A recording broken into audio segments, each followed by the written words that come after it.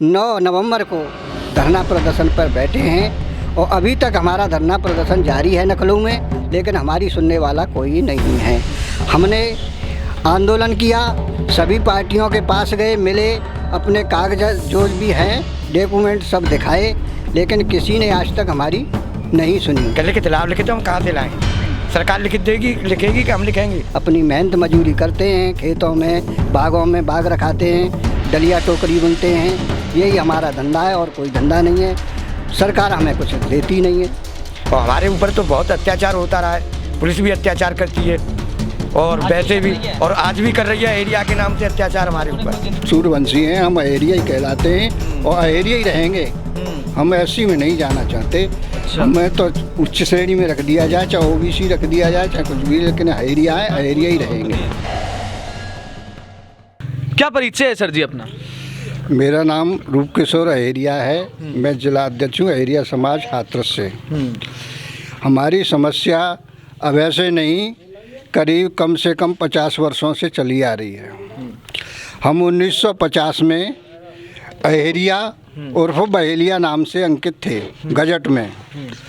1950 के बाद हम 4 जातियों को निकाल दिया गया।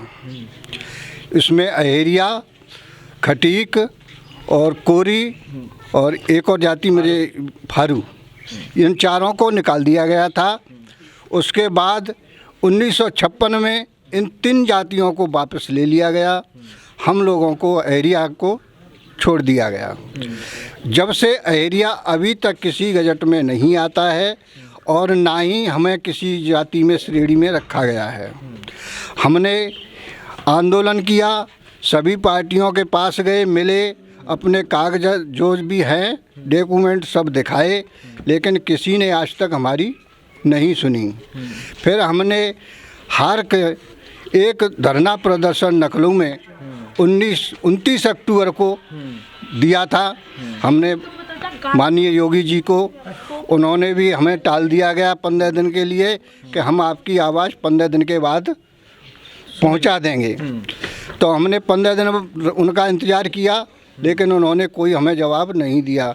फिर हार करके हम 9 नवंबर को धरना प्रदर्शन पर बैठे हैं और अभी तक हमारा धरना प्रदर्शन जारी है नकलों में, लेकिन हमारी सुनने वाला कोई नहीं है। फिर हमने हार करके जब किसी ने नहीं सुना या हमारे पास कोई नहीं आया पूछने के लिए, तो हमने एक आंदोलन किया।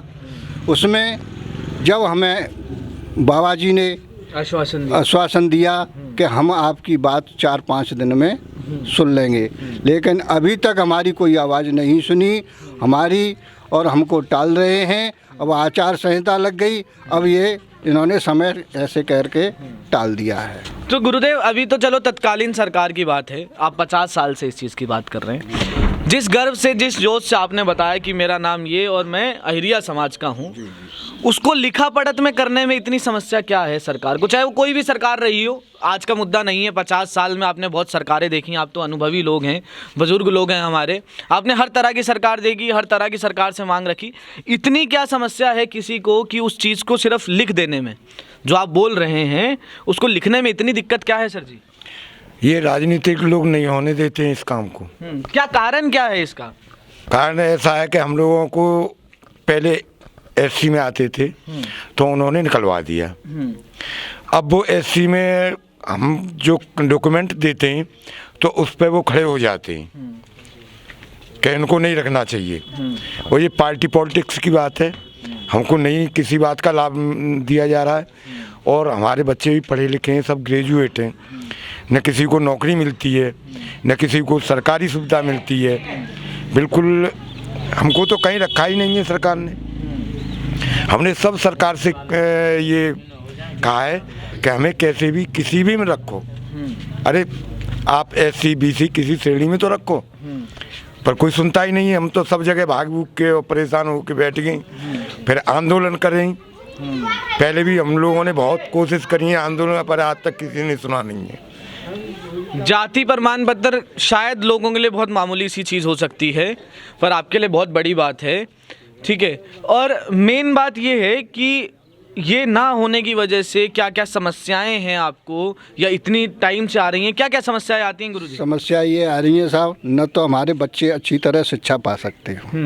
हम किसी बड़े स्कूल में जाते हैं तो सबसे पहले प्रमाण पत्र मांगा जाता है। नौकरियां हमारे बच्चों की लग नहीं रही हैं, तो इस वजह से कुछ तो लोग पढ़ पे नहीं पाते। जब नौकरी नहीं लग रही, हमारी कोई हमें सुविधा नहीं मिल रही, तो पढ़ के करेंगे क्या? अपनी मेहनत मजूरी करते हैं, खेतों में बागों में बाग रखाते हैं, डलिया टोकरी बुनते हैं, यही हमारा धंधा है और कोई धंधा नहीं है। सरकार हमें कुछ देती नहीं है, सरकारी सुविधा मिलती ही नहीं है, सरकारी लाभ तो कोई मिलता ही नहीं है हम लोगों को। क्योंकि किसी श्रेणी में नहीं आते हैं ना, SC SC का से कुछ भी नहीं, किसी में नहीं। अभी हमारा बच्चा कोई नौकरी को जाता है तो पहले सर्टिफिकेट दिखाओ जब नौकरी लगेगी। अब बताओ क्या करें? बच्चों को पढ़ा लिखा के सभी बच्चे हमारे पढ़े लिखे हैं, पर क्या करें, वैसे ही घूम रहे हैं। 90% बच्चे पढ़े लिखे हैं। क्या करें, मजबूरी है, सरकार सुनती नहीं है।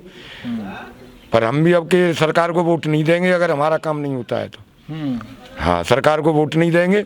अहिरिया समाज पूरा वोट नहीं देगा सरकार को जब तक हमारा काम नहीं होगा। जब तक वोट हम किसी को दें, किसी पार्टी को भी नहीं देंगे।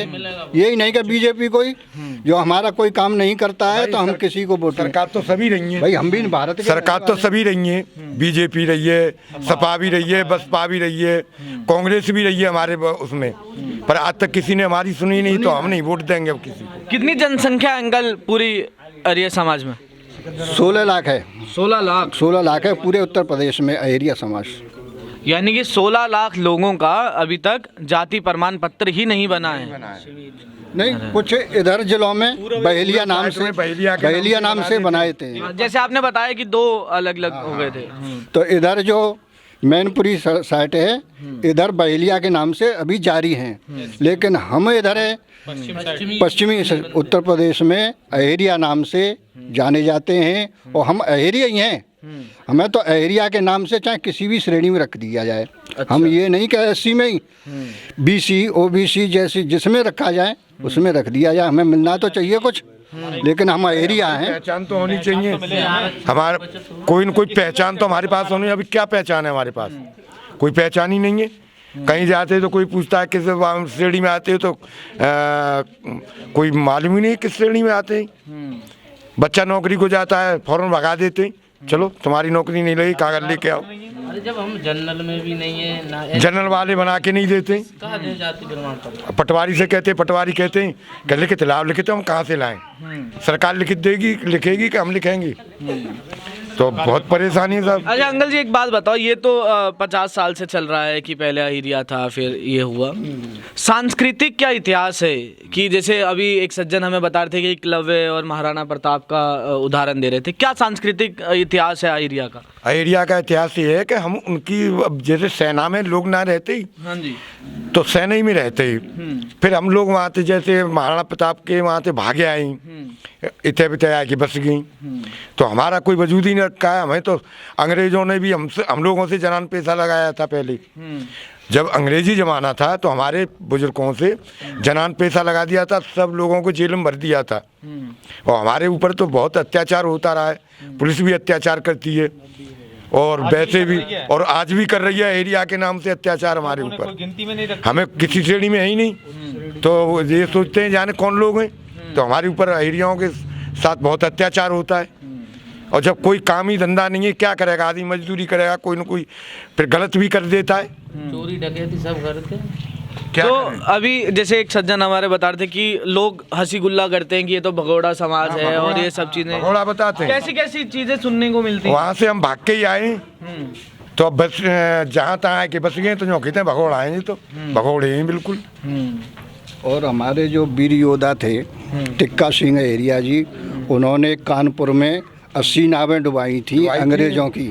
टिक्का सिंह अहिरिया जी, अहिरिया वो हमारे वीर योद्धाए पूर्वज।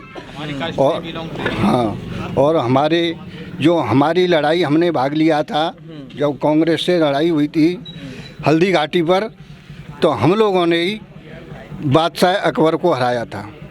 अहिरिया ने प्रताप से झगड़ा हुआ था, तो हम ही लोगों ने महाराणा प्रताप की सहायता की थी। अच्छा, हाँ, अहिरियों ने ही अकबर साहब को भगाया था युद्ध से। अच्छा, हाँ। अकबर को भगाने वाले हैं आप। अरे वाह। हमारा सूर्यवंश है, सूर्यवंशी हैं हम, अहेरिया ही कहलाते हैं और अहेरिया ही रहेंगे। हम एससी में नहीं जाना चाहते। अच्छा। हमें तो उच्च श्रेणी में रख दिया जाए, चाहे ओबीसी रख दिया जाए, चाहे कुछ भी, लेकिन अहेरिया है, अहेरिया ही रहेंगे। अहिरिया हैं, अहिरिया रहेंगे।